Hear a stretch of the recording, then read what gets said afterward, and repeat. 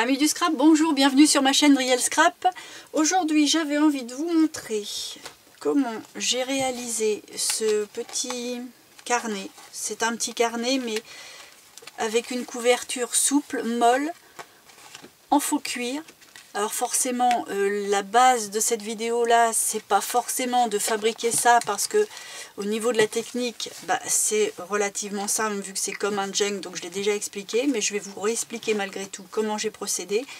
Mais je voulais surtout vous montrer comment avoir du cuir comme ça.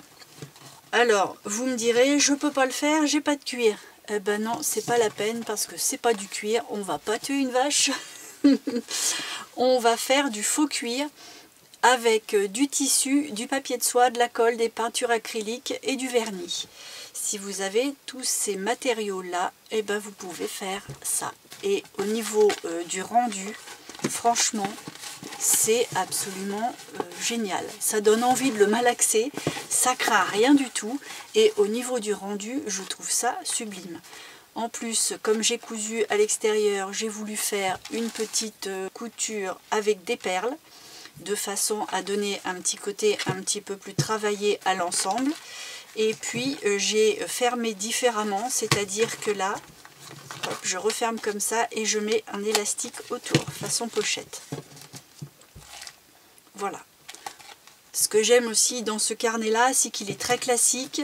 Il peut être relativement mixte. Bon, c'est vrai, il y a des perles, il y a un peu de doré, mais honnêtement, je pense que c'est un projet qui pourrait être bien mixte. On va essayer d'en faire un autre dans le même esprit, hein, quasiment la même chose, puisqu'il faut que je vous explique comment j'ai réalisé ça, mais sans rouge. Je pense que je vais partir sur du noir. Et puis au niveau de l'intérieur, noir aussi, parce que là l'intérieur, j'avais pris un tissu avec un caractère quand même assez trempé. Donc bon, pour commencer, on va déjà voir comment on fait cette matière-là, puisque c'est ce qu'il nous faut comme base déjà pour faire l'ensemble de tout ça. Prévoyez éventuellement aussi de teinter des feuilles au café, parce que bon, on peut mettre du blanc, mais honnêtement, teint au café, ce sera bien plus sympa. Une fois qu'on aura tout ça, eh ben on peut attaquer. D'ailleurs, on attaque.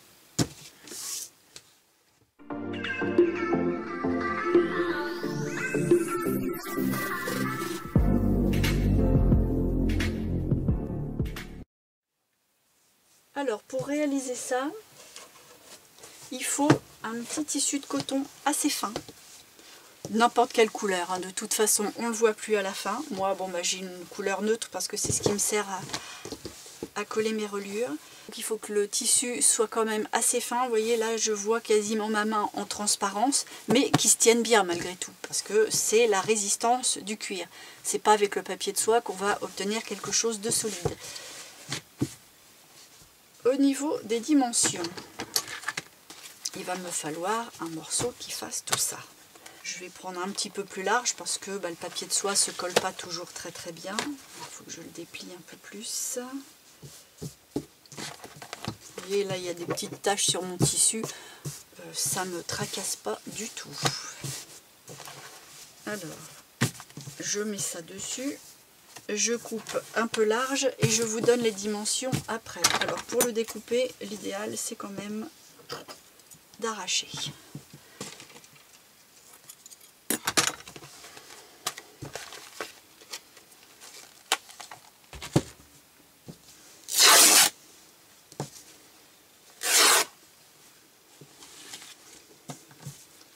Alors j'enlève les petits fils qui pourraient m'ennuyer, même si c'est pas primordial.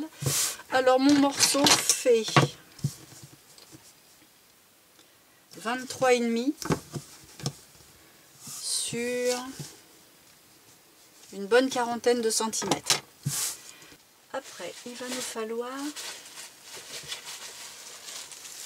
des feuilles comme ça.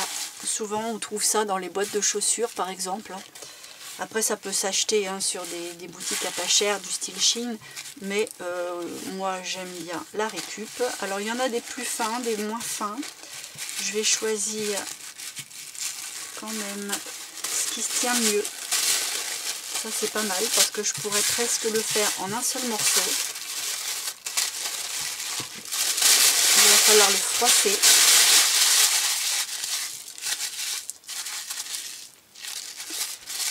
le défroisser. Ouais, je sais, on ne sait pas ce qu'on veut.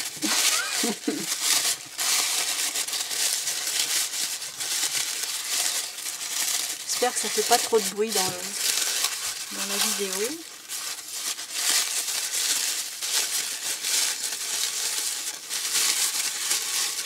Voilà, je le défroisse, mais je le laisse quand même un petit peu en élasticité, parce qu'on va justement avoir besoin de tout ça. C'est pas pour rien qu'on l'a froissé malgré tout. Et on vient l'adapter aux dimensions de son tissu.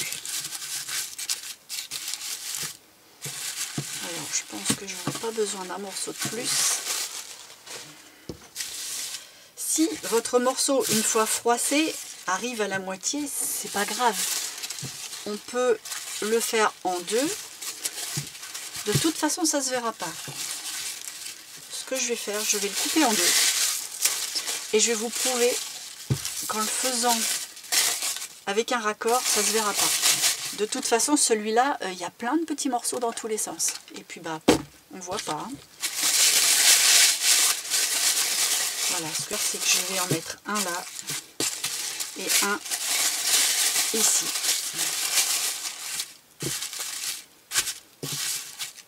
Voilà. Donc à côté de ça, il va falloir avoir un sac en plastique ou une bâche, quelque chose sur lequel on puisse appliquer la colle et que ça ne tâche rien et que ça puisse aussi se décoller par la suite, parce que la colle va passer à travers le tissu et ça va coller au plastique.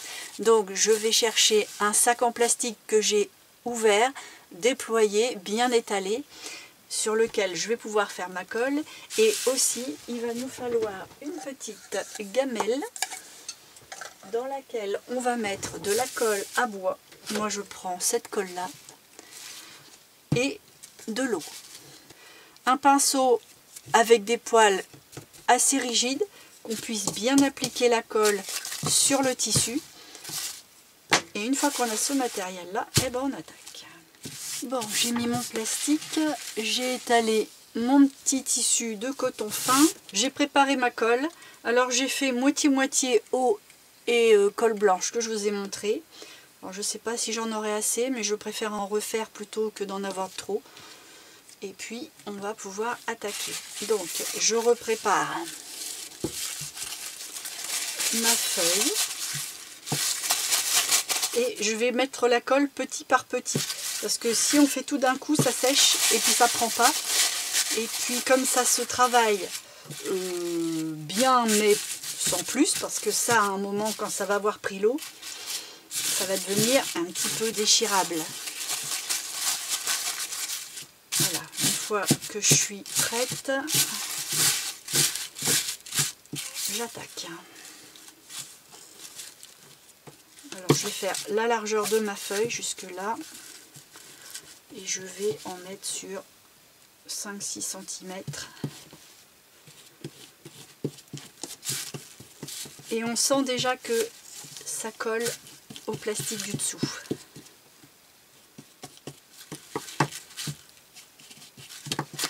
Allez, et là, j'appuie de façon à ce que mes fronces se collent et se fixent.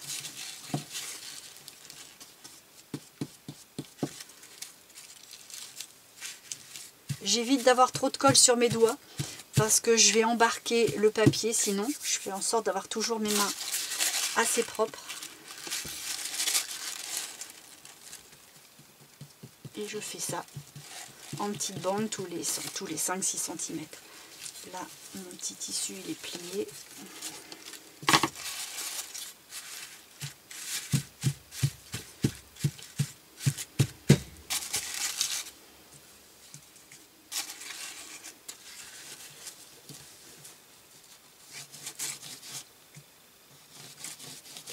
Donc il faut vraiment imbiber le tissu.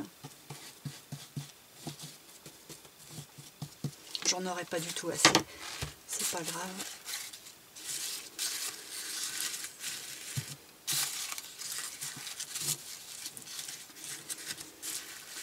J'essaye quand même de travailler mes fronces sans en avoir de façon régulière.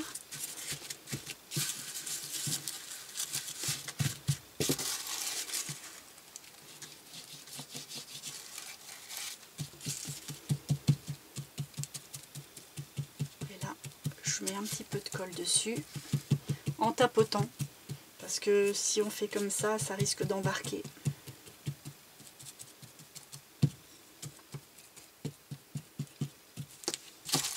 Et je continue. On va éviter, voilà, ça, grosse bêtise. C'est bien, je vous montre ce qu'il ne faut pas faire. Voilà.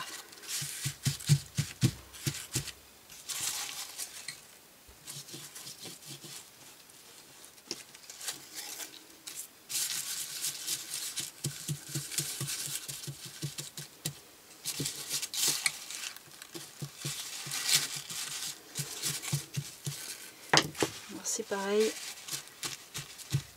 quand on met la colle trop tôt dessus, après on peut plus la tapoter. Donc ça aussi c'est une erreur, il faut vraiment mettre la colle dessous, tapoter avec les mains propres sur le papier de soie bien sec, parce que sinon ça marche plus. Voilà, là je vais être obligée d'attendre pour y revenir parce que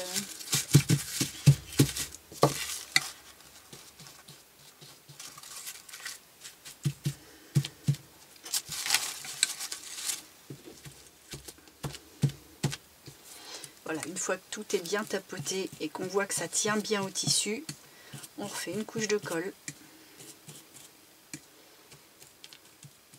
On y va quand même, malgré les apparences, avec douceur, parce qu'il ne faut pas embarquer. Quand on voit qu'il y a un pli qui est trop grand, on met la colle dessous et puis hop, on l'étale, on l'applique, on le tresse même.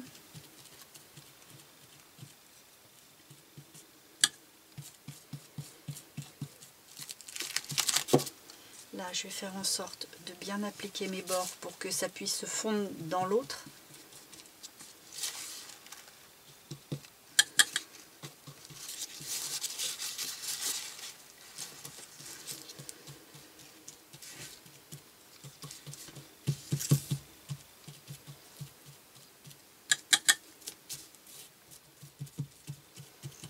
Voilà, et même si on n'est pas parfaitement satisfait du résultat, quand on voit que ça commence à vouloir trop coller au pinceau, on se calme, on arrête et on revient une fois que tout est sec.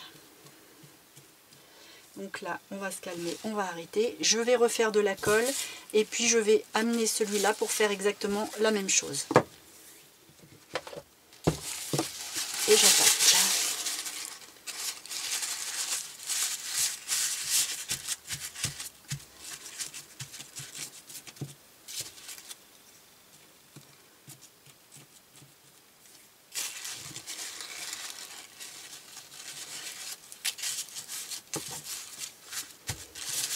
J'hésite pas à ramener un peu la matière pour avoir des plis. Hein.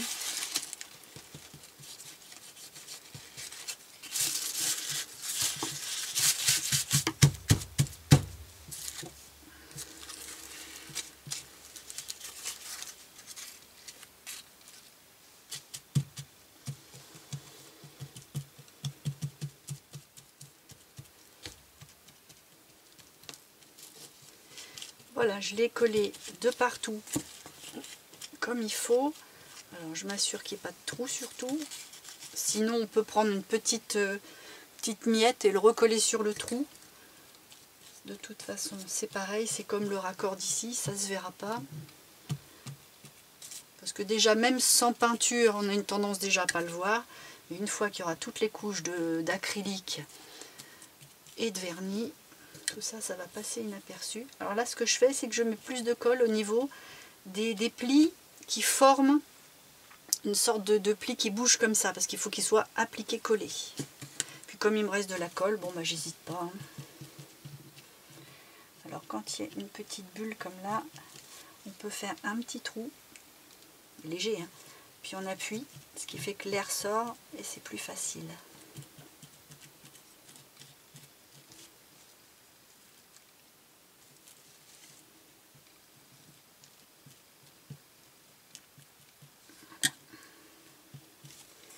Là j'ai un petit trou, donc je vais vous montrer, je fais une petite chute comme ça que je plisse un peu, je le mets sur mon petit trou et voilà. plus compliqué.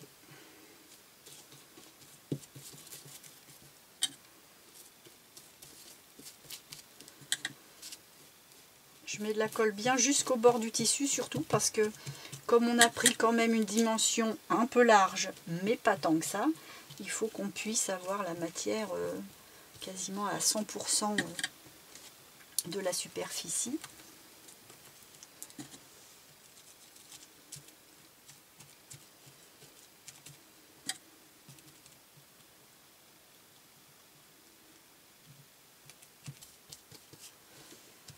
Bon, encore une petite bulle ici, et puis je vais être pas mécontente. Pour pas dire contente. Voilà, je remets de la colle sur mon pinceau, comme ça il est plus humide. Et là ça colle moins. Parce que de temps en temps le papier de soie veut venir se coller au pinceau. Là tout a l'air bien appliqué. Je vais pouvoir le laisser sécher. Alors moi je laisse vraiment sécher plusieurs heures. Hein. À la limite je fais un autre projet dans la journée et puis j'y reviens le lendemain. Sauf s'il y a du soleil et là je le mets dehors et ça dure 3-4 heures. Gros max. Gros max. Après ça dépend du climat qu'on a aussi. Hein.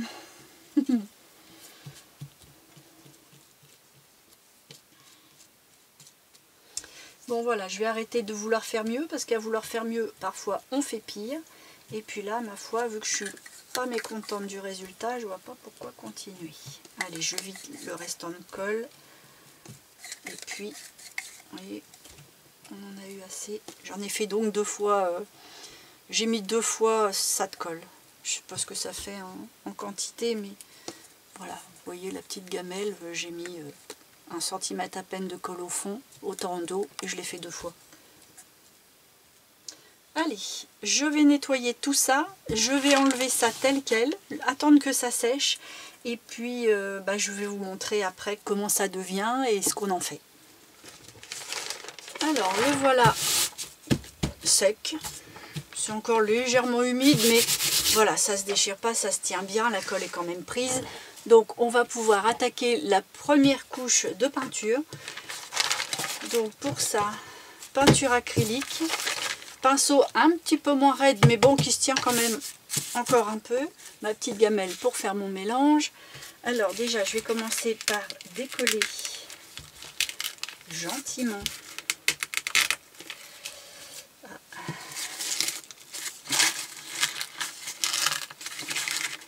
Merde, ça se colle plus que d'habitude.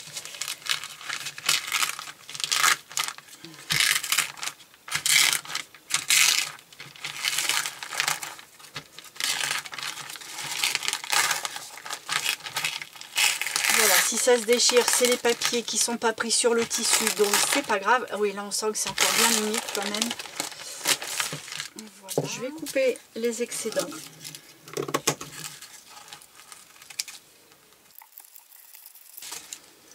Ça je le jette pas, hein, ça peut servir sur un autre morceau. De toute façon vous savez bien, elle ne jette rien. Ça me rappelle une vieille pub. Bon, il n'y a que les vieux qui se souviendront de ça.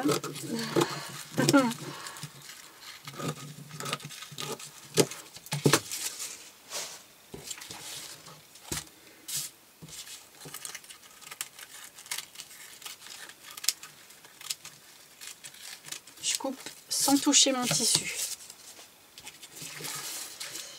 Il sera recoupé de toute façon, mais bon, pour l'instant, j'y touche pas.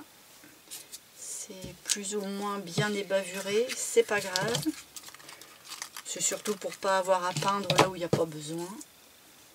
Je vais faire mon orange. On peut prendre une peinture toute prête, mais moi, je trouve que c'est pas d'une grande utilité. Je préfère avoir mes couleurs primaires et me dépatouiller par moi-même. Donc là, pour mon orange, on va mettre à peu près un bon quart pour le rouge parce que ça teinte quand même beaucoup plus. Et les 3/4 de jaune. C'est à vue de nez. Hein. De toute façon, ça se retravaille après. Hein.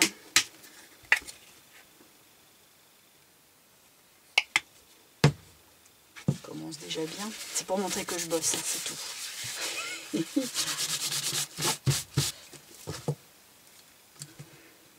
Allez, je touille.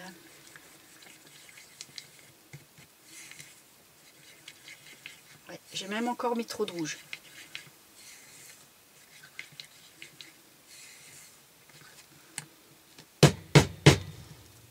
On a toujours une tendance à vouloir faire moitié-moitié. Et quand on en met moins de l'une que de l'autre, bah, on est toujours un peu large et finalement, il faut se faire confiance.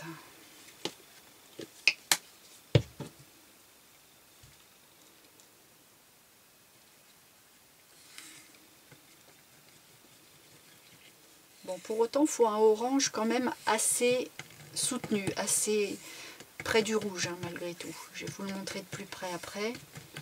Et puis quand ça sèche, ça s'éclaircit léger. Je vais détendre ma peinture avec un peu d'eau, mais vraiment pas grand chose, hein. C'est histoire de la détendre un peu. Pas lui faire perdre son pouvoir couvrant, ce serait dommage. Bon, là, moi, le orange me semble pas mal. Ça donne à peu près, je vais vous le mettre sur du fond blanc. Voilà, ça donne ça.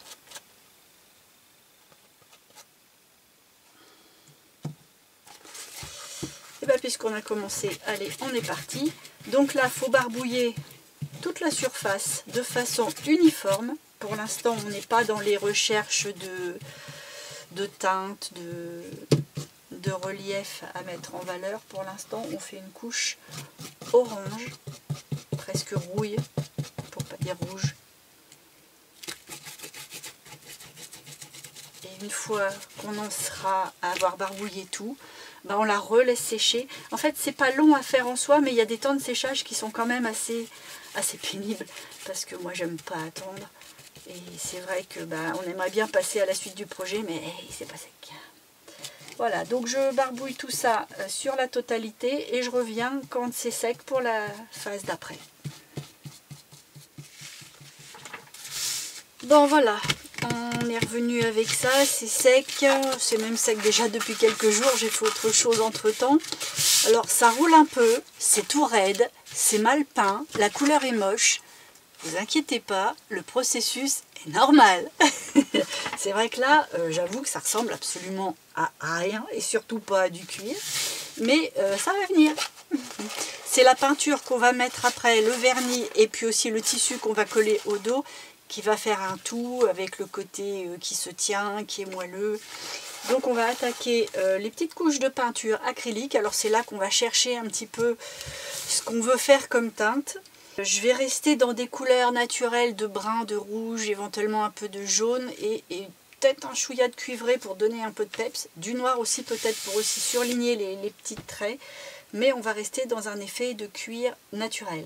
Parce que j'ai travaillé aussi ce genre de papier avec des camaïeux bleus, avec un vert et un beige. Là c'est en train de sécher, je ne peux pas vous le montrer, mais je vous le montrerai à la fin de la vidéo pour vous montrer un petit peu qu'on peut faire aussi des effets de peau teintée, on va dire. Ouais, de peau teintée, bon, parce qu'on ne va pas employer le mot cuir, parce que c'est vraiment pas du tout du cuir, mais l'aspect est tellement réaliste que c'est pas si mal. Alors, pinceau, peinture, je vais prendre une feuille pour étaler ma peinture, parce qu'il faut que le pinceau soit un petit peu, pas sec, mais voilà, c'est plus un effet de brossage que de peinture maintenant, même s'il faut quand même masquer le orange.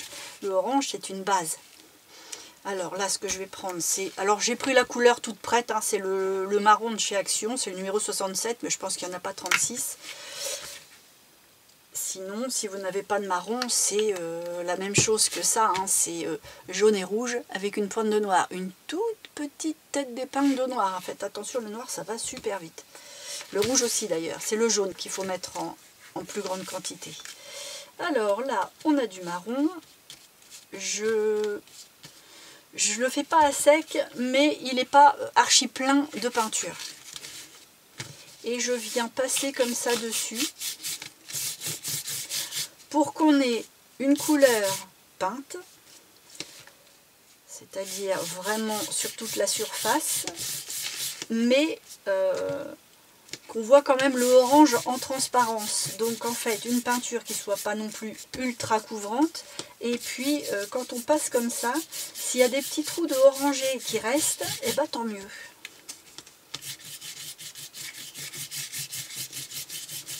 Donc, pour l'instant, il n'y a aucune technique compliquée, c'est du barbouillage.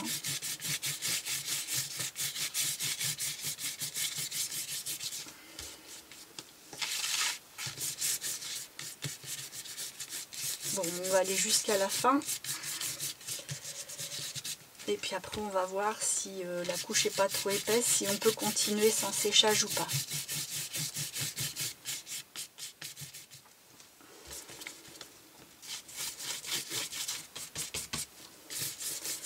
Voilà, j'en mets bien jusqu'à sur mes bords parce que je ne sais pas à quel endroit je vais couper mon morceau, donc j'essaye d'optimiser la surface. Et puis vous voyez, c'est quand même bien barbouillé, il n'y a quasiment pas de nuance, on voit juste un tout petit peu le orange en dessous, mais c'est tout. Bon, on va quand même le laisser sécher un petit peu pour reprendre après les couches successives. Et les prochaines couches, je pense qu'on va pouvoir les faire après en même temps, mais là il y a quand même assez d'humidité, donc on va le laisser un petit peu en paix. Voilà, c'est quasi sec. On peut travailler dessus sans embarquer la couleur. Alors, on a ça, et à la base, on veut ça. C'est quand même beaucoup plus foncé. Alors, on va retravailler avec du marron, avec du noir, avec du rouge aussi. Et puis, on va y aller comme ça par étapes successives jusqu'à ce qu'on retrouve la teinte qui nous plaît bien. Pas forcément celle-là. Hein. Nous, dès l'instant où ça nous plaît à l'œil, tout va bien. Alors, je vais reprendre un bout de papier. Et puis là, je vais mettre toutes mes teintes. Donc, je vais reprendre du marron, parce qu'on voit bien qu'il en manque. Je vais prendre un petit peu de noir. Donc ça, c'est pas la plus grosse quantité. Un petit peu de rouge. Alors, le rouge, je vais le mettre en 2 petits tas. Parce que je vais me servir du rouge, mais aussi, je vais remettre du rouge dans mon marron. Pour avoir un marron. Je vais garder la moitié là et puis là.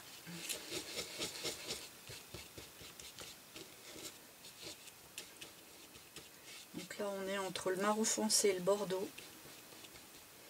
Je vais en mettre un peu.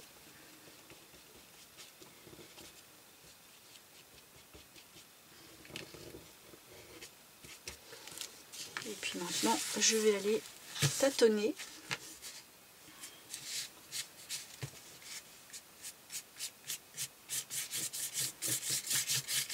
Et là, je barbouille moins, j'y vais plus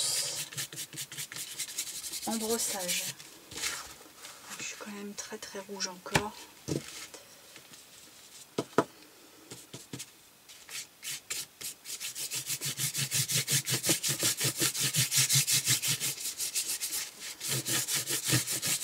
Là, je fais en sorte que une fois que c'est passé, c'est quasi sec. Sec, mais disons qu'on peut repasser après par-dessus sans embarquer la couleur.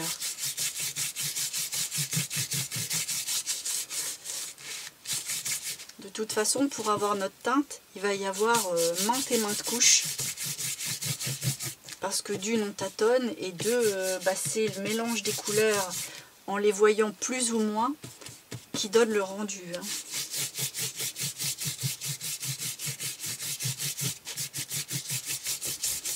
Des fois on a un peu la main lourde à un endroit, pas à l'autre, donc il faut rattraper parce que là il y a trop de rouge, là il y a trop de marron, pour que ça reste quand même cohérent.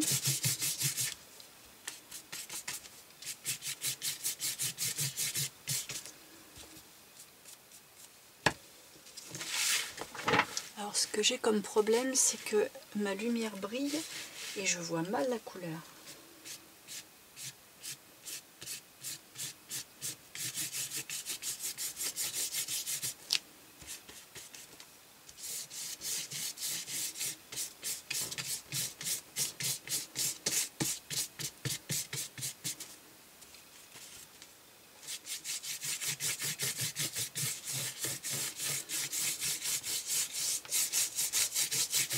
Alors pour l'instant, on ne comprend pas encore bien. J'en suis consciente, hein. Mais quand on va mettre de la même manière la couche de noir, vous allez voir tout de suite, ça va prendre une autre dimension.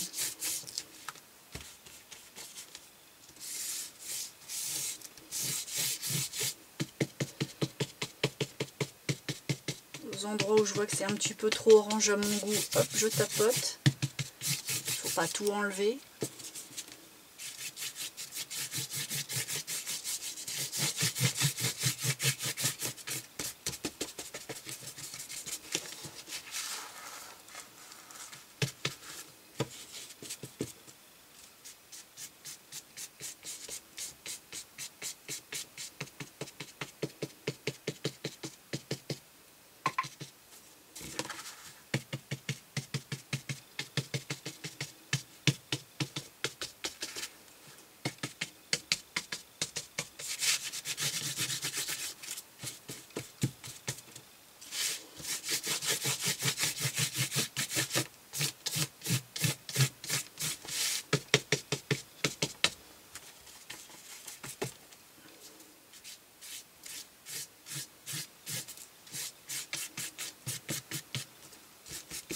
Bon, je vais prendre du noir, je vais le mélanger au marron qui me reste et je vais venir passer, mais alors sans appuyer, avec une brosse assez dure.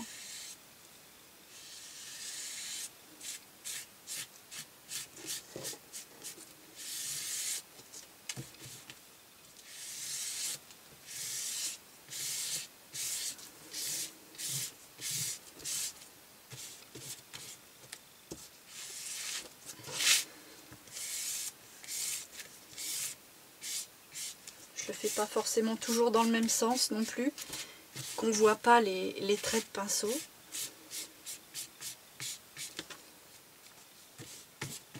Et là, je renforce mon noir. Mais par contre, plus je renforce mon noir, moins j'appuie.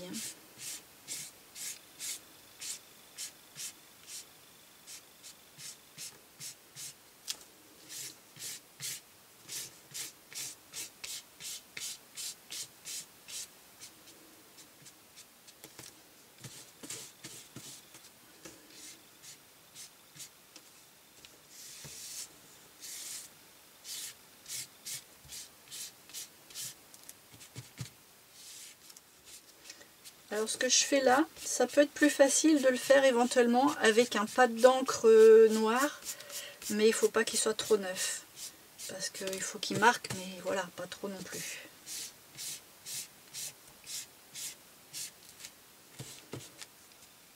Alors là j'ai un problème ici, c'est que au niveau des craquelures, il n'y a pas eu assez.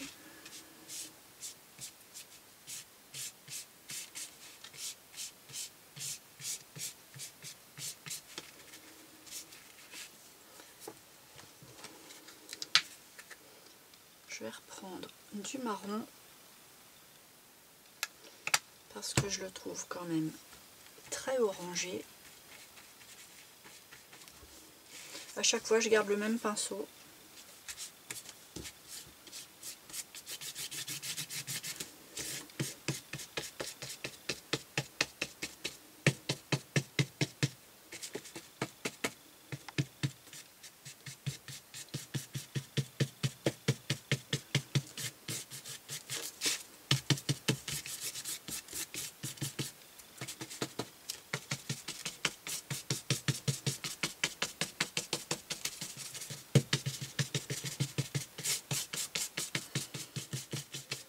Là j'y vais en tapotant volontairement, ça va enlever un petit peu les marques noires, mais j'y reviendrai après, c'est pas grave, mais je veux enlever du orange, parce que là j'ai quand même été trop généreuse sur les trous orangés que j'ai laissés. Mais celui-là a commencé avec la même couleur, hein, donc il ne faut pas s'inquiéter, il y a un moment, on va en venir à bout. Mais il est là pour réchauffer l'ensemble dessous, il est nécessaire malgré tout.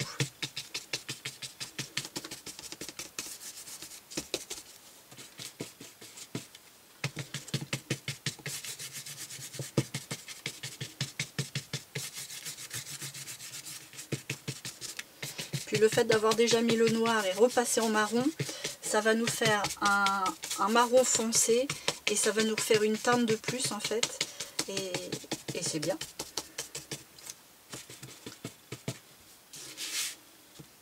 Bon, par contre, faites attention, je dois vous prévenir, ça abîme les pinceaux de faire ça. Forcément, c'est pas prévu pour peindre comme ça, logiquement. C'est pour ça que je prends une brosse assez dure.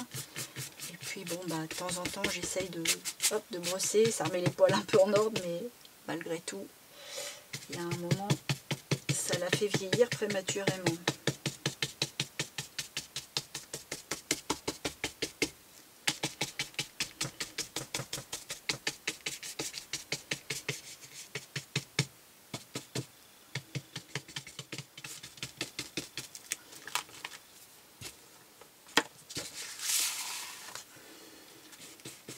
Finalement, la petite touche de rouge, je pense que je ne vais pas l'utiliser parce que je le trouve déjà assez orangé comme ça. Donc si je remets du rouge, je trouve que le marron est déjà bien chaud. Ça va. Parfois on croit qu'on va avoir besoin, puis au final, bon ben voilà.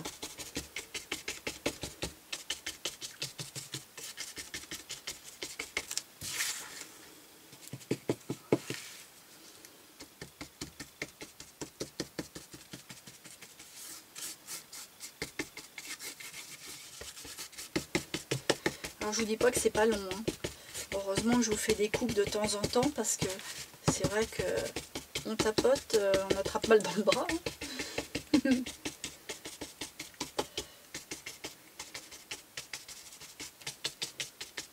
Mais elles sont nécessaires ces couches successives, sinon le côté réaliste il est pas top.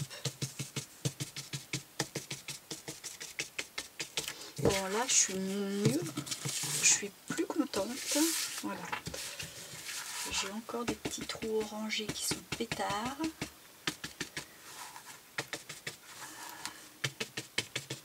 Je bricole avec ma lumière.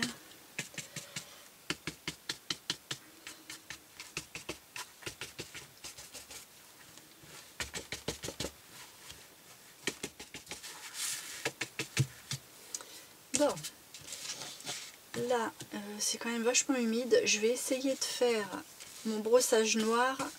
Et puis si je vois que ça marche pas bien parce que c'est trop humide, bah, je le laisserai ressécher un peu et j'y retournerai. Alors, on va essayer dans un petit coin. Non. Là, ça étale le marron. Et puis, bah, le résultat, il n'est pas génial. On va le laisser sécher un petit peu et puis on va y revenir après. Bon, je vous reprends après avoir fait quand même quelques couches successives. C'est-à-dire que j'ai fait des couches de la peinture cuivrée de chez Action. Plutôt en effet brossé. Et puis, ça faisait un effet un petit peu rose gold. Et bon, c'était pas vilain, mais c'était pas l'effet que je recherchais. Donc après, j'ai refait un brossage avec mon marron. Et puis là, me voilà arrivé là.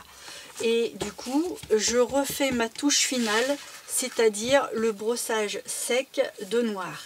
Et là, je pense que je vais être arrivée à destination. À moins de foirer mon noir, mais sinon, la couleur me plaît bien. Là, tout de suite, on voit que les stries se révèlent direct. Alors, je vous l'ai déjà dit, hein, mais je ne le fais pas toujours dans le même sens, histoire qu'on ne voit pas les coups de pinceau, mais que ça révèle bien les stries de partout.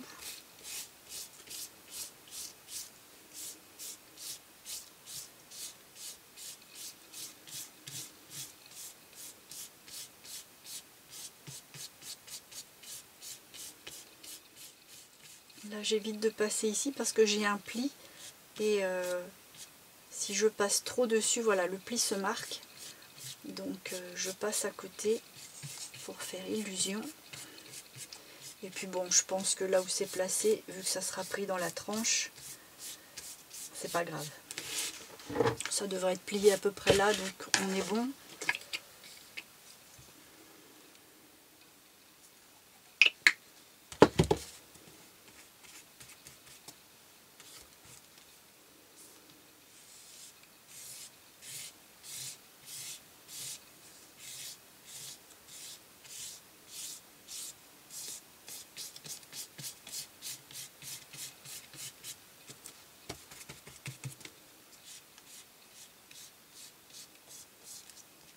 toute façon, on ne peut pas se louper parce que s'il y a une couleur qui ne plaît pas, du style là, la couleur cuivrée de chez Action qui faisait rose gold, bon bah c'était pas moche mais c'est pas ce que je voulais, bah on laisse sécher ou même on rebarbouille direct avec une autre couleur et hop, c'est reparti comme en 14.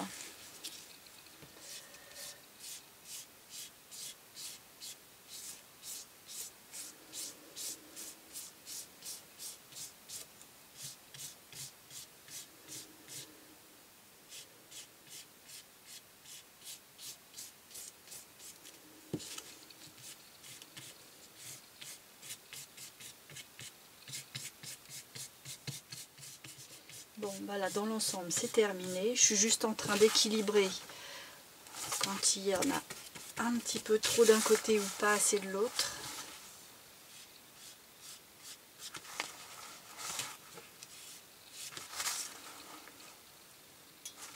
J'ai un résultat bien sombre. Ça me plaît bien. Puis le côté un peu rose gold ressort légèrement dans certains trous. Donc ça n'a pas été fait pour rien, ça n'a pas vraiment été effacé, ça a juste été atténué et ça me convient très bien. Ce qui fait qu'on a comme ça deux résultats quand même différents. C'est bien. Je voulais quelque chose de toute façon de très sombre sur celui-là et je vais le doubler avec du noir derrière, donc il ne fallait pas que ce soit trop clair. Celui-là il est marron, donc il a été doublé avec quelque chose de plus beige, marron et noir. Peut-être pas trop y toucher parce que vu les mains.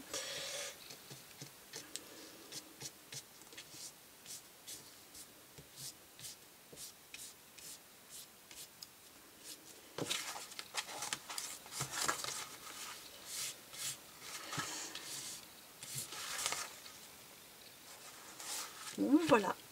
Et bien je suis bien contente. Maintenant on va le relaisser un petit peu sécher parce que là il est un peu humide. Et puis après on n'aura plus qu'à mettre une couche de vernis comme ça, relaisser sécher et on aura notre cuir prêt à couper, coudre. Il faudra simplement le doubler aussi. Voilà. Bon, pour l'instant il n'est pas super humide, hein, ça ne met pas grand chose sur les mains, mais on va le laisser sécher comme ça va être plus facile après à travailler pour le vernis. Allez, je vous reprends après. Bon, on va pouvoir attaquer une autre étape, c'est l'étape du vernis. Et une fois que ce sera verni, on fera l'étape de l'encollage de derrière avec un tissu façon t-shirt.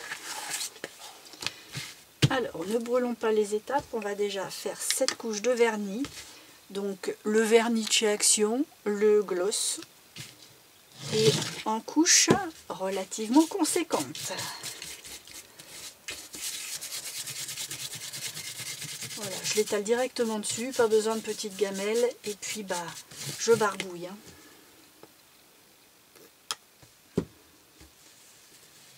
Là, je fais bien mes bords parce que je ne sais pas comment je vais découper. Alors ça fait blanchâtre, mais c'est pas grave. Il faut juste que ça rentre bien dans les petits creux qui sont en général restés. Voilà, qui sont en général restés en orange. Parce que là ça veut vraiment pas s'imprégner dans le petit creux. C'est quand même bien de le faire bien rentrer dedans. Après c'est pas un produit délicat, il n'y a pas de traces.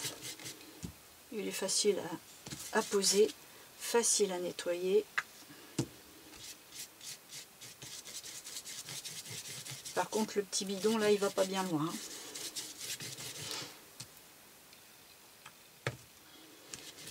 Vu ce que je mets, mais c'est ce qui fait la texture du truc.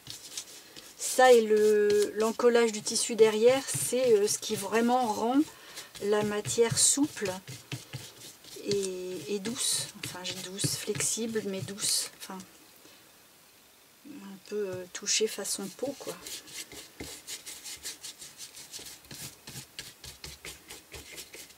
Bon, c'est pas une étape qui est trop longue, celle-là. Juste bien en attention de ne pas laisser de creux et ce sera fini. Le fait qu'elle fasse un peu blanchâtre, bon, on voit bien où on passe, c'est pratique. Parce que bon, ok, ça brille, mais des fois on ne voit pas très bien. Pour le peu que ça sèche déjà un petit peu et hop, ça change d'aspect. Voilà, encore un petit peu dans ce coin-là, puis j'ai fini.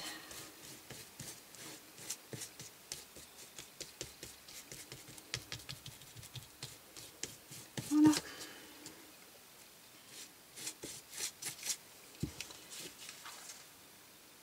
Bon. Alors là, le rendu est pas flagrant. Très sombre, très sombre par rapport à l'autre. Mais vu que je l'en colle en noir derrière, c'est parfait. Allez, on laisse sécher et on revient. On commence à connaître la chanson, mais on n'a pas le choix. C'est le côté chiant du truc. Allez, je reviens quand c'est sec. Voilà, les couches successives d'acrylique ont séché, le vernis a séché. Maintenant, ça y est, c'est terminé pour ce qui est du dessus. Là, maintenant, il va falloir recouvrir ce côté-là avec un tissu. Donc un coton, mais un coton élastique du style t-shirt. D'ailleurs, moi, ce sont des dos de vieux t-shirts que je reprends. Forcément, j'essaye de choisir quelque chose qui n'a pas bouloché, hein, quelque chose qui a quand même pas mal vieilli. Vu que c'est de la récup, il faut quand même trier. Mais voilà, que ce soit assez flexible. Parce que je trouve que la colle passe pas trop à travers. D'ailleurs, en parlant de colle, je l'ai préparée. Donc j'ai repris la colle à bois que j'ai utilisée déjà pour l'autre côté. J'ai mis un petit peu d'eau pour la détendre, mais beaucoup moins. Parce que là, je veux qu'elle soit quand même un petit peu plus onctueuse. Et puis, ça y est, c'est parti. On va barbouiller toute une bande là-haut, d'un bout à l'autre, mais pas très large, parce que je fais en sorte de faire attention à ce que ça ne sèche pas trop vite. Parce que c'est quand même pas une colle textile, donc je me méfie. Je fais une petite dizaine de centimètres. Vu que le pinceau, il a quand même du rendement, je peux faire au moins une dizaine de centimètres. J'étale bien, j'insiste bien sur les bords. Je fais en sorte qu'il n'y ait pas quand même de flaques, hein, que ce soit quand même bien étalé. Et là, je prends mon tissu, je vise pour que ce soit mis au bon endroit tout de suite. Et je le pose sans tirer. Je lisse, mais je tire pas trop dessus. Voilà, c'est lissé, mais un peu seulement. Alors, je fais attention de ne pas avoir de colle aux mains, parce qu'une tache de colle du style ça, bon là elle n'est pas dessus donc ça va aller, ça reste marqué et après ça va pas. Donc là je le roule, je vais là où il n'y a plus de colle, je prends mon petit pot de colle en dessous pour éviter une petite goutte qui tombe et je recommence. Alors j'évite trop de toucher le tissu parce que je voudrais pas que ça vienne passer quand même au travers. Voilà, je fais le deuxième tiers, le dérouler, le lisser, mais pas trop, avec des mains propres. Et je fais mon dernier tiers de la même manière. J'évite les petites saloperies qui se coincent entre les deux parce qu'avec le relief ça pourrait se voir.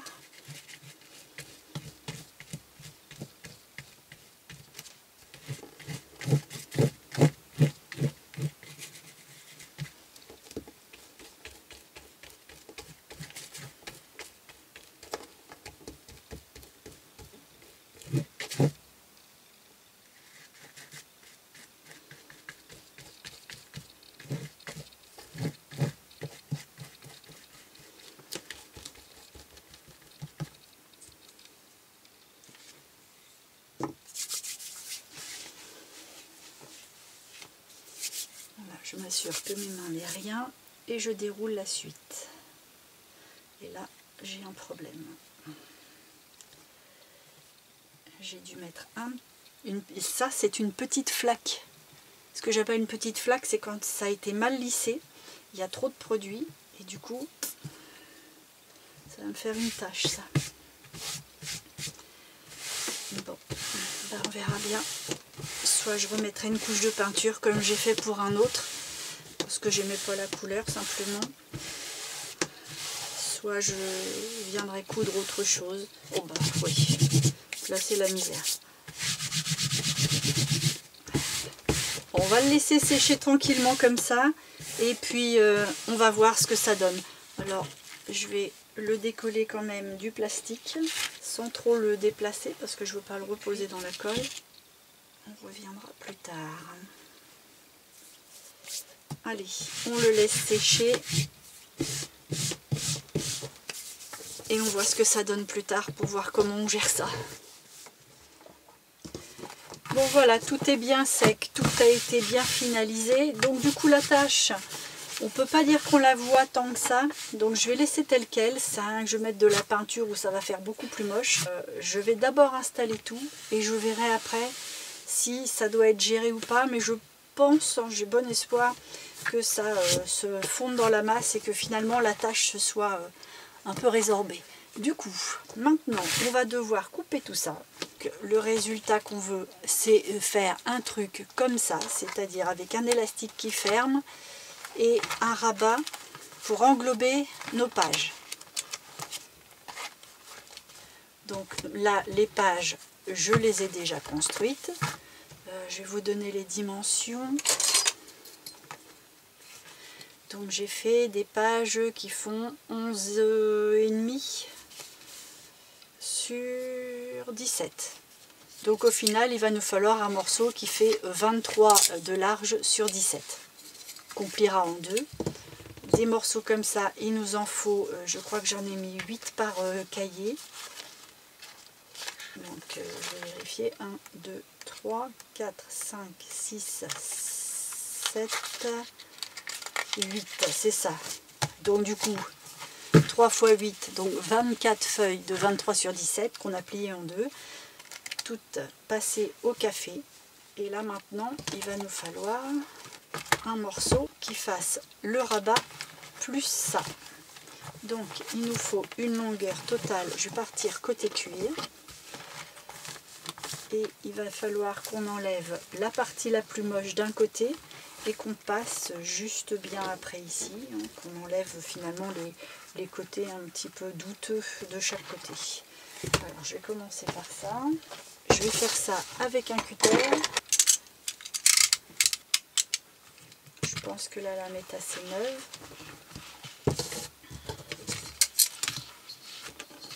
Là, je ne vais pas prendre de repères ou quoi que ce soit, je vais couper en suivant l'endroit le mieux, c'est-à-dire en enlevant tout ce qui est mal peint, mal collé, taché, et je coupe.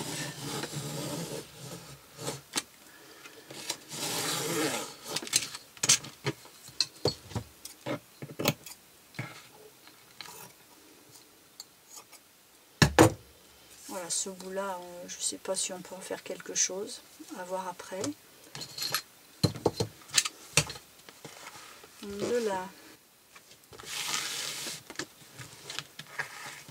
Et je vais essayer de retrouver mes lignes en haut et en bas. Je vais enlever un peu le tissu pour voir clair, parce que sinon c'est trop large.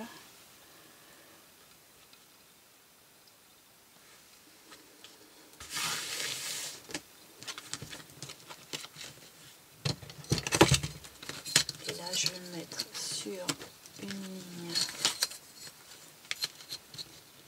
ici.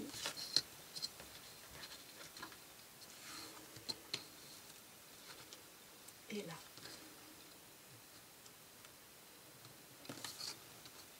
Et je vais couper.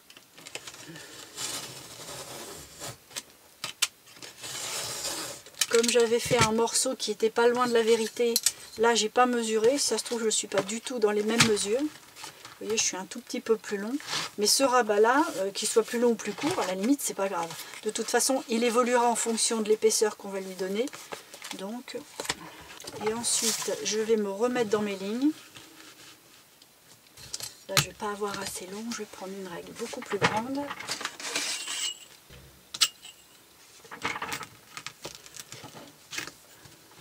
Là, je vais venir couper de la même manière en suivant un trait.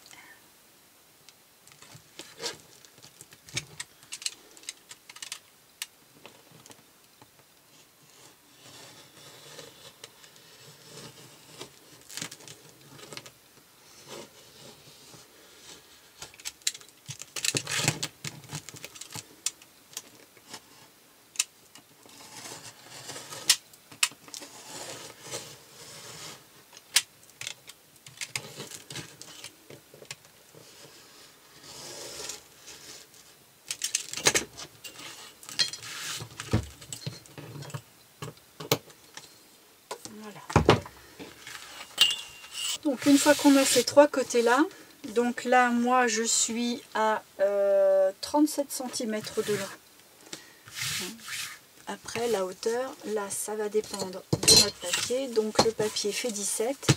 Là j'ai laissé quoi? J'ai laissé un petit centimètre de chaque côté, donc 17, 18, 19.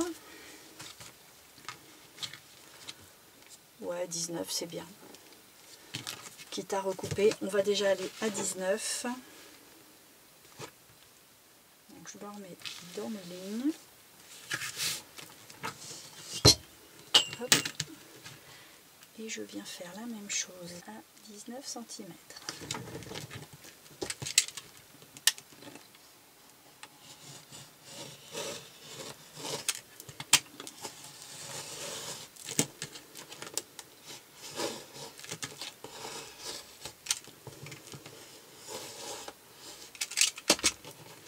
Voilà.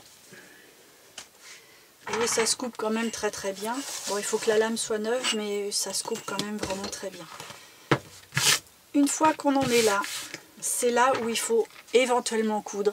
Moi j'ai fait une petite couture qui fait finalement tout le tour de ça, parce que c'est collé, mais ça peut être renforcé. Et puis ça donne aussi un petit côté plus joli, plus travaillé. Il y a une petite bordure, une petite frise. Donc je vais aller faire la couture tout autour, je pars d'un coin et je fais le tour et après je les arrête avec un petit nœud. Et puis je vais aussi chercher des perles pour qu'on fasse le même genre de choses que ça, peut-être un petit peu plus petit, plus noir aussi. Je vais aller chercher tout ça et je reviens. Bon voilà, j'ai trié les perles, je vais faire quelque chose de relativement fin, régulier et sobre, puisque là c'est très noir donc je veux quelque chose de très sobre. J'ai fait ma couture, pareil, aussi sobre, noir sur noir, donc on la voit. Mais c'est plus du renforcement de bordure plutôt que amélioré.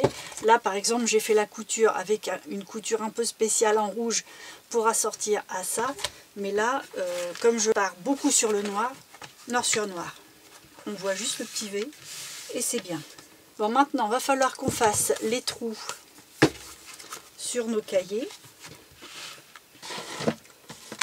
Donc je vais prendre un crayon, je vais prendre un poinçon et je vais prendre un petit morceau de carton plié en deux de la hauteur de mon cahier, donc 17 cm, et sur lequel je vais faire des petits repères avec des trous. Donc j'ai fait mes repères à... Donc il y a 3 trous à faire. Il y en a un à faire en plein milieu. Et il y en a un à faire à 3 cm du bord à gauche et à droite. Voilà, donc du coup ça nous fait en gros 3, 8,5 et 14. Mais remesurez bien 3 de la gauche, 3 de la droite et bien le milieu. Au moins vous serez sûr d'être bien calé en fonction s'il y a un petit millimètre ou quoi de différence. Je vais reprendre mes cahiers. Là j'ai pas fait de repères. Donc là pour l'instant on les met dans l'ordre qu'on veut bien, mais après il va falloir s'y tenir, c'est-à-dire que je vais faire une petite croix en haut à droite de chaque cahier et une petite croix en haut à droite de mon petit morceau avec les petits trous. Là mes trous sont déjà formés donc c'est bon. Et à chaque fois que je vais prendre mon cahier, donc je vais ouvrir les 8 feuilles, donc les 16 pages, et mettre ça dedans, je vais mettre la petite croix du côté de la petite croix, toujours, pour être sûr d'avoir le même intervalle et tomber à chaque fois bien en face. Donc je pousse avec mes pouces, c'est le cas de le dire, et je cale avec mes mains de façon à ce que ce soit bien placé. Je le pose sur mon bureau, je le maintiens et je viens, alors je vais l'ouvrir, mais je viens piquer en restant, en touchant sur le bureau et en venant piquer à l'endroit du petit trou. Alors moi là je me remets bien parce que vous allez peut-être pas le voir. Voilà, je laisse ça vers moi et je pique, je maintiens et je pique, voilà, comme ça. Tout le poinçon est posé. Et je fais ça pour les 3. Je vais enlever ça parce que je ne voudrais pas l'abîmer.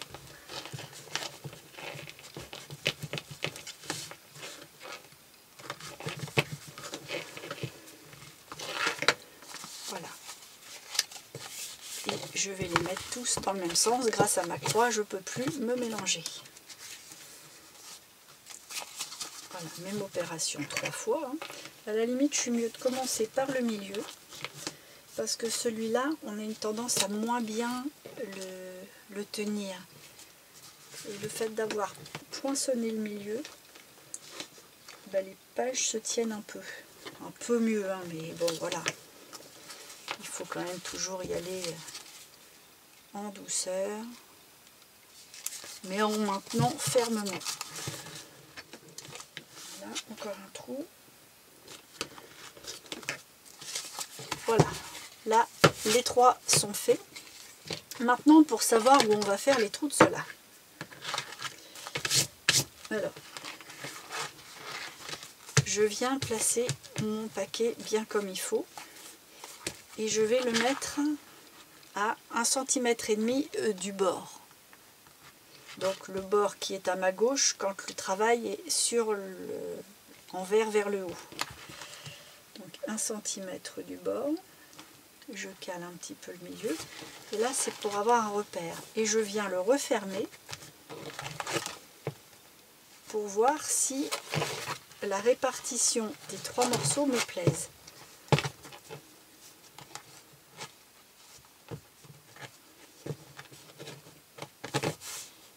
Et à partir de là, je vois mon pli. Je peux enlever mes cahiers. Là, je vois le pli. Ce sera l'endroit où j'aurai les 3 trous du cahier du milieu. À partir de là, je reprends ça. Je choisis la partie haute ou la partie droite. Donc là, la partie haute, puisque je referme comme ça, c'est par ici. Donc je vais mettre ma croix par ici. Et je vais venir caler ça sur mon pli en ayant autant là que là. Donc là, je vais pousser un peu. Voilà. Et là, je vais faire pareil, un trou, 2 trous et 3 trous. Donc bien sûr, quand on l'a plié, on s'assure que tout soit bien dans le même prolongement, hein, pour que ce soit bien droit. Donc à partir de là, les trous par là, on les voit pas trop bien, mais par là, on les voit relativement pas mal. Je vais prendre une règle et je vais définir à peu près la distance. Moi, je pense que je vais prendre 1 cm.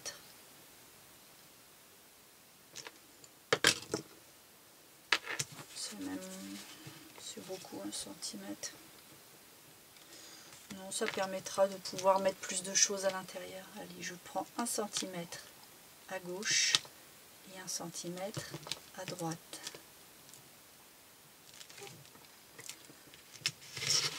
Je m'assure d'être bien dans le prolongement. Hein. C'est plus tellement de la mesure, hein. C'est un petit peu à l'œil aussi.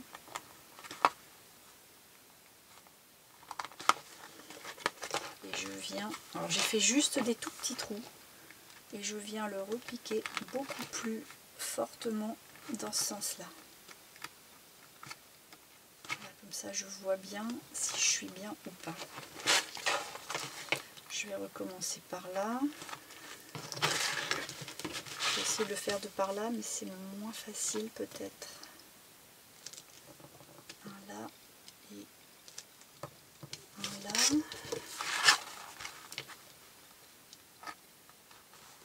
Ouais, on voit moins. Non, c'est pas facile. Parce que le tissu, lui, reprend sa place. Donc du coup, le micro-trou que j'ai fait, bah, il se voit pas trop. Alors, je me reprends sur le trou du milieu. Je fais un trou à droite et à gauche. Je préperce un peu. Là, logiquement, je vais le voir. Voilà. Donc, je remets le trou du milieu en forme et je vois si je suis bien dans le prolongement. Et je le marque plus fort. Je ne le marque pas fort tout de suite, hein, parce que des fois on croit qu'on mesure bien, puis on est un peu en décalage. Alors bon, si on peut éviter un petit peu les défauts d'équerrage, le mieux qu'on puisse. Donc après, c'est par là qu'il me reste à faire les trous. Donc mon trou, il est ici. Un à droite et à gauche.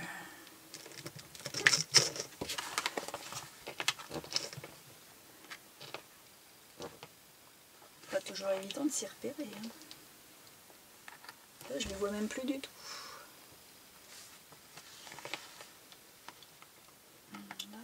Là, elle est là. On va le mettre ici. Et on va le mettre ici. Donc, il est ici.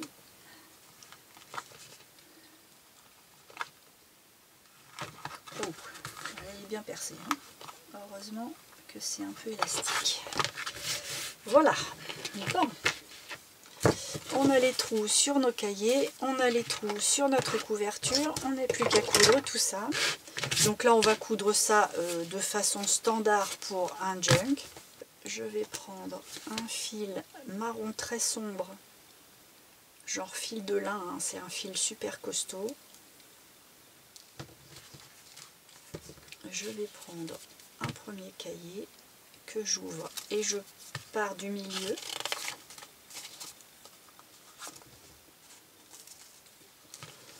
Alors des fois, ça dépend de la matière du fil, je mets ça et des fois ça l'arrête, ça m'évite la catastrophe. Petite pince de couture. Ouais. Parce que même si on tire, ça peut venir, mais hop, ça nous rappelle un peu à l'ordre. Alors, ma petite croix en haut à droite, et là, alors mon fil est là. Donc j'ai mes 3 trous du milieu, forcément je prends celui qui est complètement à gauche. Et je sors. Voilà. Fais attention que ça ne s'en aille pas. Et c'est là que je vais enfiler la première salve de perles pour avoir sur une longueur qui fait, je sais pas. Et en gros, il y a 5 cm et demi de fil à recouvrir de perles. Donc là, bah, vous faites un peu le motif que vous aimez bien. Là, je ne me suis pas tracassée. J'ai pas voulu quelque chose, bah, comme l'esprit du reste, hein, j'ai pas voulu quelque chose de trop visible. Donc je suis partie sur beaucoup de noir et un petit peu de doré. Séquence impeccable. Voilà. Bon, bah, ça sera 4 et un doré à chaque extrémité, plus un dans le milieu. Là, c'est pas mal. Je rentre dans le trou du côté là, voilà, toujours bien sur la même ligne, il ne faut pas se tromper. Là je m'assure que c'est bien et ça me convient. Donc je vais pouvoir ressortir à l'intérieur. Alors je vais piquer du milieu, mais c'est pas le bon sens, c'est pour remettre mes feuilles en face et je pique. Voilà, je ressors comme ça, je repars à l'autre extrémité. Voilà. Je peux sortir donc sur le 3e trou qui est dans le même prolongement, hein, pas se tromper parmi les 3 trous, il faut prendre bien celui qui est complètement, quand on le remet bien, qui est complètement sur la gauche, que je ne vois pas, qui doit être par là, voilà. Quand je ne le trouve pas, je cherche avec mon doigt en dessous parce que comme je l'ai piqué justement dans un sens bien précis de l'intérieur vers l'extérieur, bah, il y a un petit surplus du coup et je le sens au doigt, ça me permet de le repérer en fait. Voilà, on en est là. Là je suis ressortie ici. Il faut que je refasse ma petite salve de perles. Donc on a dit une dorée, 4 noires, une dorée,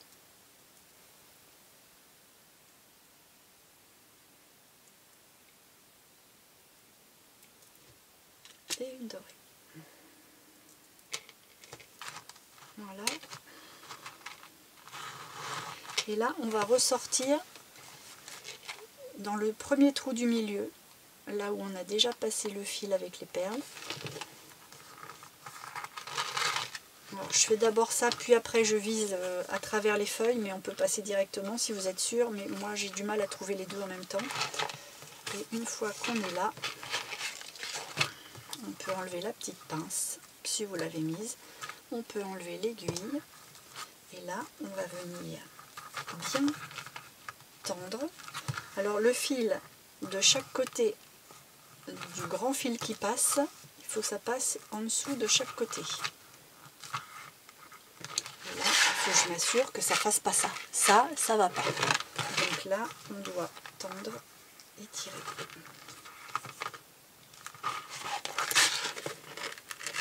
Et là, pourquoi ça ne veut pas se tendre?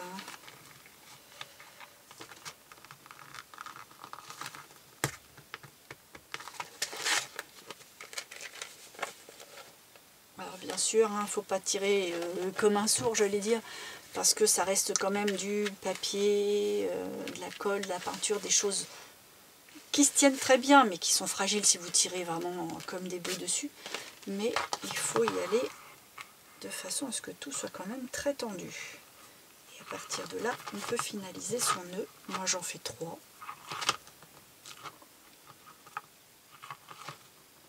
Alors, quand c'est un gros fil de coton, je laisse pendre et je mets une petite perle. Bon là j'ai pas encore coupé, mais quand c'est un petit fil tout simple comme ça, je coupe à 2 cm.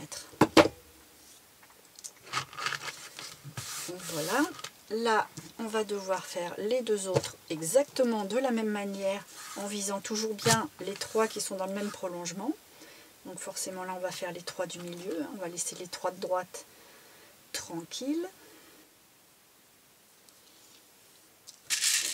Donc je prends un cahier, à chaque fois surtout je m'assure bien en prenant mon cahier que ma petite croix, attendez, il faut que je trouve mon milieu, que ma petite croix est bien en haut à droite, c'est-à-dire du même côté que là.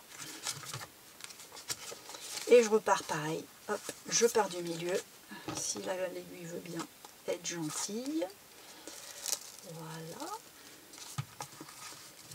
Ma petite pince pour sécuriser, mais c'est pas obligé si vous êtes attentif. Moi je le suis pas toujours. Et c'est reparti. Donc là il me reste les 2 trous. Je prends celui du haut, donc celui du milieu.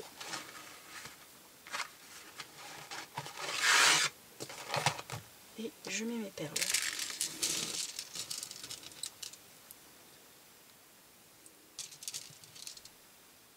Voilà. À partir de là, je prends un trou d'un côté ou de l'autre, hein, c'est pas grave ça. Hein. Voilà, hop. Je ressors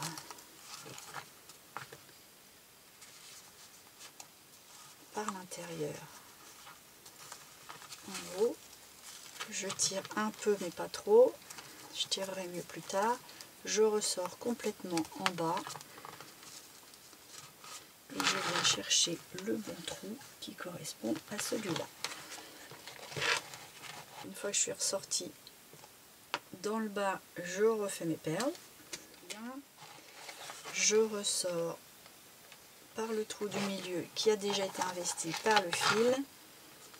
Et je repasse à travers mon cahier. Voilà. J'enlève ma petite pince. Là, je m'assure que mes 2 fils passent de chaque côté en dessous. Ça, il n'y a plus besoin. Ça, c'est pas tendu.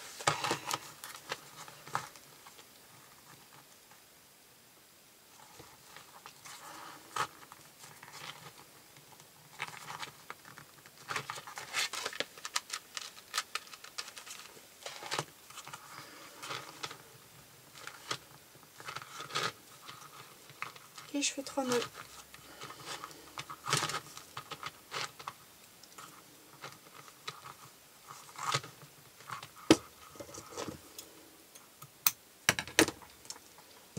Il me reste le dernier cahier à faire. Donc, qui se trouve ici.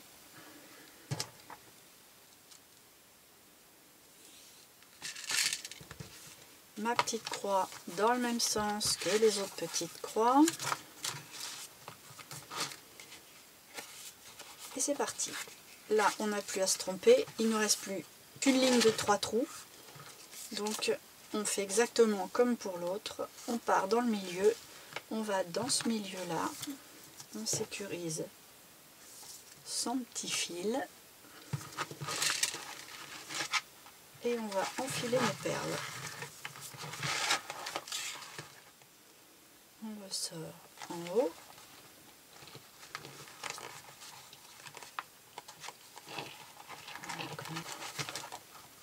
Et je rentre par l'extérieur vers l'intérieur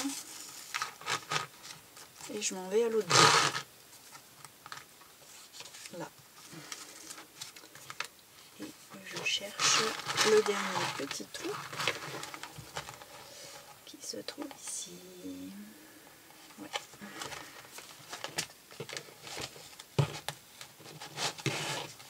Allez. La dernière enfilade de perles et puis bah on est au bout de la couture.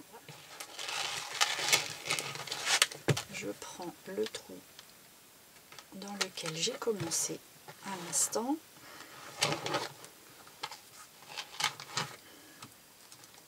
et je viens rejoindre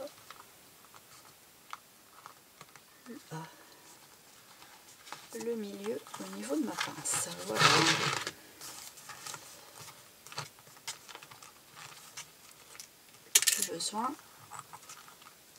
Plus besoin.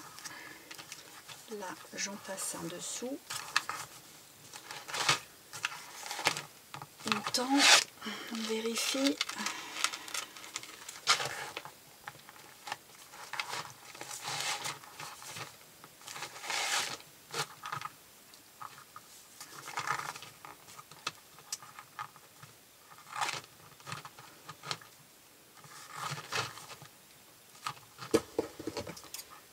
Et voilà, la couture est terminée. On se retrouve avec ça. Là, on le rentre. Et maintenant, on le décore un petit peu comme on l'entend. Hein. Donc là, bah, on va y mettre 2 œillets pour attraper l'élastique de fermeture. Une petite étiquette. Donc je pense que je vais reprendre du doré.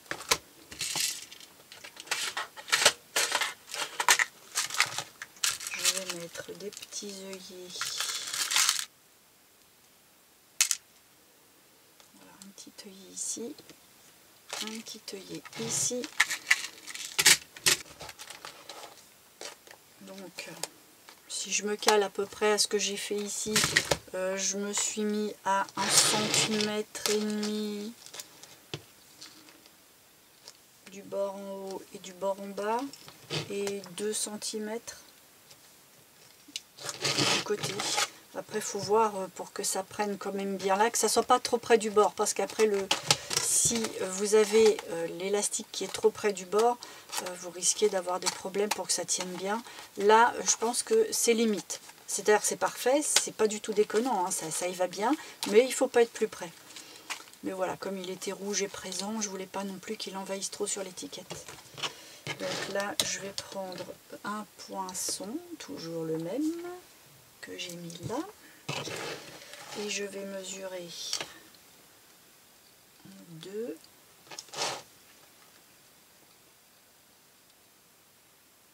et 1,5. Donc là. Je vérifie pour faire le même, parce que là, à la limite, c'est pas grave si c'est pas précis. Mais l'autre, il faut qu'il soit pareil. Donc, 1,5, 2. Donc, c'est quelque part ici. Je pique pas trop pour pouvoir rattraper le tir au cas où. 1,5, c'est un petit peu haut. 2, c'est bien. Je vais décaler un tout petit peu et on y va. Voilà.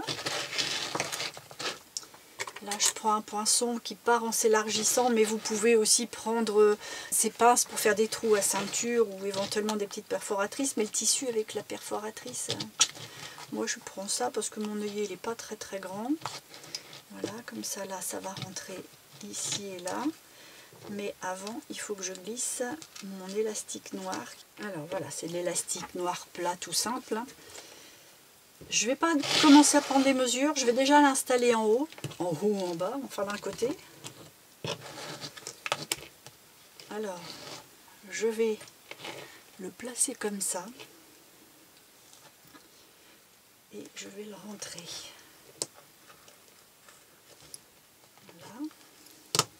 De façon à ce qu'il soit placé vers le haut à plat comme ça et comme ça, sans que ça tournicote. Et maintenant, il faut que je passe l'œillet dans ce qui reste de trou. Donc souvent, il faut réagrandir un peu. Voilà. Et là, je vais aller taper mon œillet. Alors, je cale un peu comme il faut l'élastique. Je le pousse un peu, je pousse un peu la matière autour de mon œillet pour être sûr. Et je vais le taper hors caméra pour pas vous péter un tympan. En voilà un. Alors dans l'autre fait, j'ai pris un modèle un petit peu plus gros parce que le trou était juste, mais c'est au niveau de l'épaisseur. Il n'y avait pas assez de hauteur de rivets pour l'épaisseur de matière pour ça et double matière pour l'élastique. Donc j'ai pris un rivet un petit peu plus gros et puis je l'ai sécurisé avec un petit anneau, puis ça fait un peu plus joli derrière. Une fois que c'est comme ça, on peut couper l'élastique à 5 mm du rivet. Et à partir de là, on le ferme.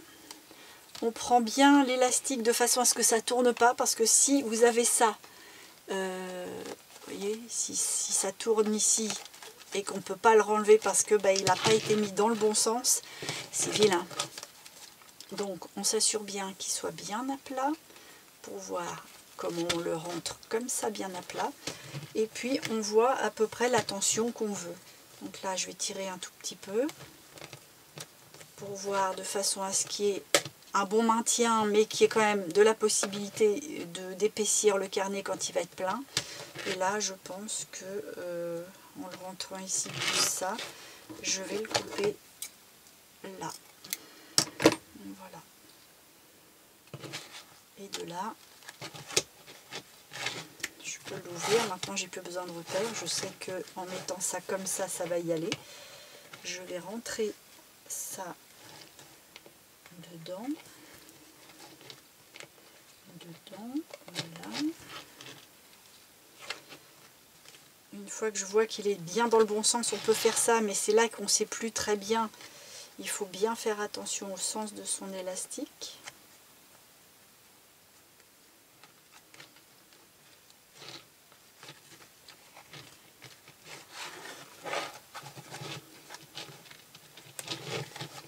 Là, je vais réagrandir un peu le trou. Alors, il ne faut jamais lâcher l'élastique parce qu'il est légèrement en tension. Alors pour l'instant ça fait ça, mais ça ne va pas le faire longtemps, hein. C'est parce que je tire dessus. Voilà. Maintenant je suis sûre, je peux faire ça, j'ai plus besoin. Je viens pousser un peu. Là j'ai un petit anneau, c'est facultatif, mais là par contre mon œillet, comme il est quand même très haut, et puis je trouve que ça fait plus propre, hop, et je vais aller taper ça. Je vais pouvoir couper à 5 mm. Voilà, là je vais recouper parce que j'ai fait un peu long quand même. Merde, ça c'est évité. Qu'il n'y ait pas des petits fils dans tous les sens parce que ça fait moche. Puis à la limite, pour éviter les petits fils, ce que vous pouvez aussi, c'est mettre un petit point de colle textile pour éviter que ça s'effiloche. Mais alors il ne faut pas tacher, surtout si vous l'avez fait comme moi en noir, il ne faut pas tacher, hein, parce que là sinon, c'est pas beau. D'ailleurs, en parlant de tacher, notre tache de l'autre fois, elle se trouve où? Ben, elle se trouve prise dans les coutures, elle est pile là. Donc on a bien fait de pas s'affoler. Voilà. Il faut que je gomme mes petites croix, puisqu'on n'a plus besoin maintenant que c'est installé.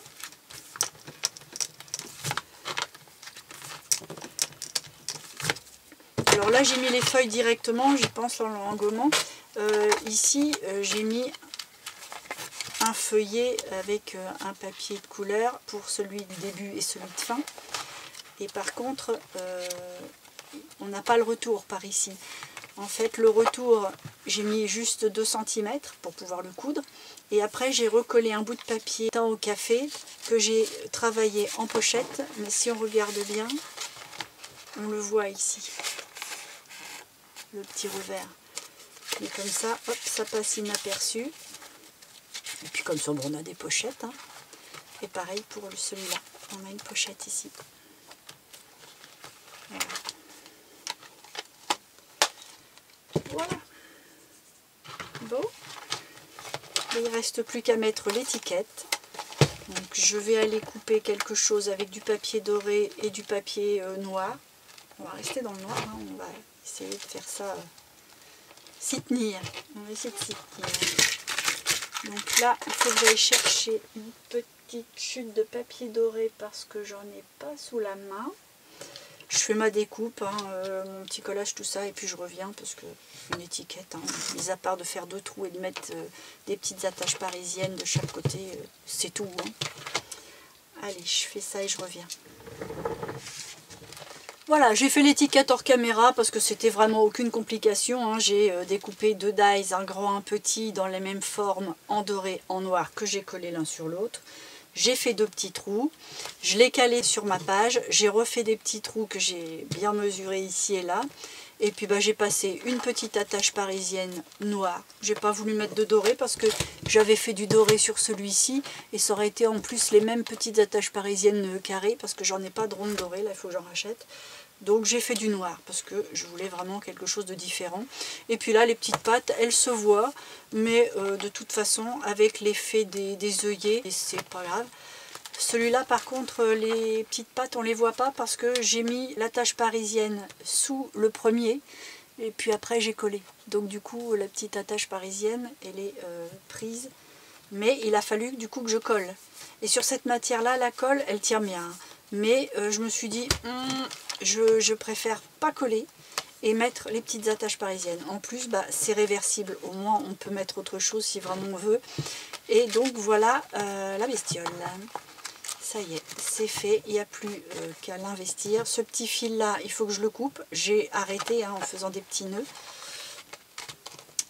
Alors, celui-là, on l'a fait ensemble plutôt dans des tons très foncés. Celui-là, je l'avais fait, je vous l'avais déjà montré dans des tons plus chauds, plus rouges et orange. Mais je vais vous montrer qu'on peut faire aussi des effets de cuir en couleur. Donc là, bon, je l'ai refait dans un autre ton marron-orange, mais surligné de noir, alors que là, je l'ai surligné en doré. Donc tout de suite, ça nous fait un effet qui est quand même différent. À la limite, je crois que je préfère encore celui-là à celui-là. Donc ça, c'est les 3 effets de cuir au naturel. Et puis j'ai fait carrément avec du vert. Alors celui-là, je l'ai travaillé différemment parce que je l'ai mis en face à face. C'était une longue bande, donc je me suis dit, je vais faire 2 petits carnets en face à face qui vont être fermés comme ça et qui vont se replier avec l'élastique. Du coup, j'ai fait un ton de vert et après j'ai travaillé avec du gris un peu argenté, du noir et même du beige aussi au début. Et puis là j'ai fait une couture, tout ce qu'il y a de plus simple en noir. J'ai pas fait ni le zigzag, ni l'espèce de choses comme ça irrégulières. J'ai fait une couture normale et du coup j'ai mis un seul rang de perles puisqu'il n'y a qu'un cahier de chaque côté. Et on le ferme. Et là je l'ai fait avec des camaillots bleu. Voilà, donc lui c'est le même principe que cela, mais c'est un camaillot de bleu. Donc j'ai joué un petit peu sur les couleurs de pierre. Et d'ailleurs j'ai mis des espèces de petites turquoises. Je ne sais pas si c'est du vrai caillou ou pas. En tout cas ça y ressemble bien, donc ça fait bien illusion. Et donc j'ai commencé avec un ton très clair. Et puis après j'ai foncé et encore plus foncé. Après j'ai brossé à sec avec beaucoup de doré pour éviter le noir, parce que je voulais autre chose, quoi. Là on est dans le doré cuivré, là on est dans l'argenté, là on est dans le vraiment doré très chaud, là on est que dans le noir, et puis là on est dans le orange. Voilà, j'ai réussi à faire des choses assez différentes. Et puis là par contre au niveau de la couture, j'ai fait une couture simple à la machine à coudre, mais sans fil, juste pour avoir les trous réguliers, et après avec un petit fil de broderie doré, parce que ça casse avec la machine à coudre, donc j'ai pas pu. J'ai pris 2 fils que j'ai cousus comme ça, pour pouvoir avoir un effet de trait propre ici, mais propre par là aussi. Voilà. D'ailleurs ça me fait penser que celui-là, il n'a pas d'étiquette. Celui-là non plus. Non, celui-là je vais pas en mettre. Je sais pas si je mets des étiquettes partout. Bon, c'est pas grave, de toute façon c'est pas le sujet. Ce que je voulais, c'est vous montrer toutes les possibilités qu'on puisse faire avec ces petites matières trop géniales. Voilà, j'espère que cette matière-là, ça vous donne envie de la tester, de faire des choses avec. Pas forcément ce genre de carnet, c'est parce que j'ai voulu le finaliser, donc on a fait ça. Mais on peut aussi recouvrir carrément des grosses couvertures. C'est un petit peu raide, mais ça se prête bien. Le tout, c'est de ne pas faire le deuxième tissu, si vous voulez recouvrir. Vous prenez la première matière, vous ne mettez pas ce tissu-là et vous le recouvrez directement. Ça fait un peu moins épais et plus facile à plier sans avoir des grosses épaisseurs sur votre couverture. Bon, c'est une petite aparté comme ça. Écoutez, j'espère que ça vous donne envie de continuer à faire plein de choses, que ça vous inspire. Et puis, en attendant d'être inspiré sur un autre type de vidéo, moi, il me reste à vous dire à bientôt.